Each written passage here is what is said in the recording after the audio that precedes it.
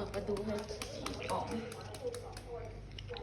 วันนี้เราก็จะมาตำส้มตำนะครับ ก็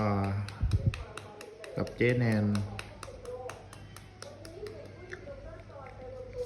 นี่ก็หั่นมะละกอแบบไม่รู้จะอร่อยเปล่าอันนี้หมูหยองเองครับหมูหยองเองบ๊ายบายถ่ายคลิปแมวไปก็แล้วถ่ายคลิปแบบได้เปิดประตูให้แมวเอาเร็วป๋องเอาประตูใครอะไอประตูนี่นะ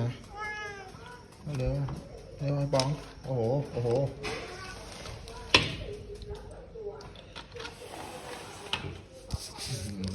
มาแล้วครับ3 ตัว3จะหาย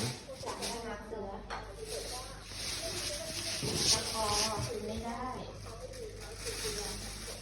มาดูนะจะกินมะละกอ